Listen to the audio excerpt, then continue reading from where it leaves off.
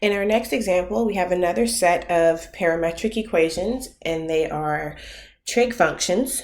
Our parameter is still t, but our restriction on t looks a little bit different. This time it is bound by two numbers. T has to stay in between 0 and pi, and so that means two things for us. One, it means that 0 must be the very first number in this table, since that is the lower bound for t. And so I have 0 plugged in for my very first t value. And the second thing that means is that pi must be the last number in the table, because pi is the upper bound for t. The two remaining spots in the table I can fill in with any two numbers as long as they are between 0 and pi. So I couldn't use anything that was negative, that was smaller than 0, and I couldn't use anything that was larger than pi. I need to make sure that those two numbers that go in the middle are two numbers that are in between 0 and pi. I'm going to choose for the second number to use pi over 4. That's something that lands in quadrant 1. That is between 0 and pi. And then for my third t value, I'm going to plug in pi over 2. So then we're going to plug these t values into our parametric equation to see what values we get out. So starting with the t value of 0, when we plug 0 into x, we have -3 times cosine of 0. Well, cosine of 0 is 1, so that's -3 times 1, which gives us -3. When I plug 0 into the y, we have 4 times sine of 0. Sine of 0 is 0. And so this is equal to 4 times 0, which is 0. So the xy coordinate that we get from t being equal to 0 is the point -3, 0. Plugging in pi over 4, we have -3 times cosine of pi over 4. Cosine of pi over 4 is root 2 over 2. So that x coordinate is -3 root 2. Divided by 2. And then for when I plug pi over 4 into our y coordinate, we have 4 times sine of pi over 4. Sine of pi over 4 is root 2 over 2.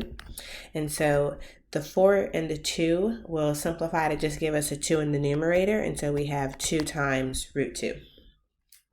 For that green point, since we're going to eventually go and plot it, I'm going to make a decimal approximation for that. We have the coordinate -3 root 2 over 2 and then 2 root 2.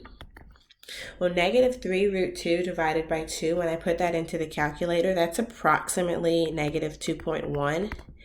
And then 2 times the square root of 2, when I put that into the calculator, that's approximately 2.8. And so I'm just going to use that approximation so that we know exactly where to plot those points when we go to graph this. Plugging in pi over 2, we're going to have -3 times cosine of pi over 2. Cosine of pi over 2 is 0, and so that's going to give us an x coordinate of 0. -3 times 0 is 0. Then when I plug pi over 2 into my y coordinate, we're going to have 4 times sine of pi over 2. Sine of pi over 2 is 1. And so our y coordinate for our third point is 4. And then finally for our last point, we have -3 times cosine of pi. Cosine of pi is -1. So we have -3 times -3, which gives us a +3. And then when we plug pi into our y coordinate, we have 4 times sine of pi. Sine of pi is 0, and so 4 times 0 gives us a y coordinate of 0. So here we have our 4 points, and now we're going to head over to our coordinate system and plot these points. And we're going to plot them in order so that we can keep track of the orientation of this graph. So the first point that we have is the point -3, 0, so I'll plot that point there. And then that is followed by -2.1, +2.8. So that is a little bit to the left of -2 and almost at 3, but not quite.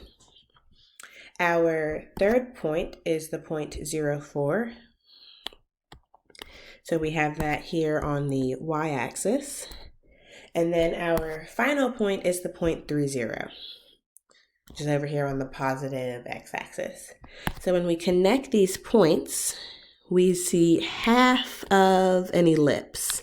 That's what this is. This is half of an ellipse, kind of like half of an oval. Now note this is not a circle because the radius along the x-axis would have been 3, and then along the y-axis it would have been 4. So that's definitely not a circle. This is half of an ellipse. So on our semi-ellipse, we are going to show orientation. Our first point was in red, and then it went to the green point. So I'm going to put an arrow going in that direction, and then next heading to the purple point, and then finally heading off to the blue point 3,0. So we have our orientation arrows showed. So next we are going to find a rectangular equation for this set of parametric equations. And there's a note down here that in this example we will use a Pythagorean identity. And so we have the two parametric equations that x is equal to -3 cosine of t and y is equal to 4 sine t. You can just ignore this of t here. It's x of t, those are the exact same thing. So this just says x is equal to -3 cosine t. So I hope that with looking at these two parametric equations that you're automatically thinking of the Pythagorean identity that cosine squared, and I'll use t here since we have t as our parameter, cosine squared t plus sine squared t is equal to 1. And so what we're going to do is we're going to take the first equation and we're going to solve for cosine. We're going to solve for sine in the second equation, and then we're going to plug in. So starting with this first equation here, I am going to solve for cosine t. So I'm going to take both sides of this equation and I am going to divide it by -3. So that will cancel there, and on the left we will be left with x divided by -3. And so we have that cosine of t is equal to -x over 3. I just chose to write the negative in the numerator. It doesn't matter where we put it with a fraction. And then in the second equation, I am going to solve for sine t. So I'm going to take both sides of this equation and I'm going to divide both sides of this by 4. So we have that sine t, since these 4's canceled, is equal to y divided by 4. And now we are going to plug in to this parametric equation. So for cosine squared t, well, we found that cosine of t was equal to -x divided by 3. So we have -x divided by 3, plugging in for cosine, and we still need to square it. And then we need to plug in for sine. Well, we found that sine of t was equal to y divided by 4. So we have plus y divided by 4 squared, and all of that is equal to 1. So now simplifying this equation, if I take -x and I square it, we're going to have a positive x squared. We also have to square the denominator. So squaring 3 gives us 9. And then we are adding. We have y squared in the numerator.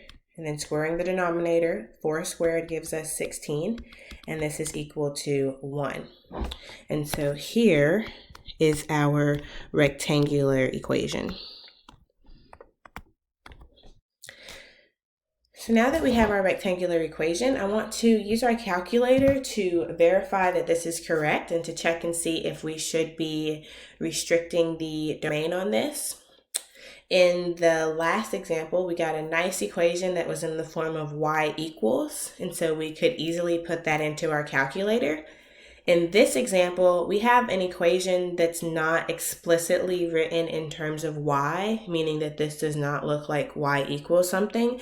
And so we're not going to be able to straightforwardly put this into our calculator.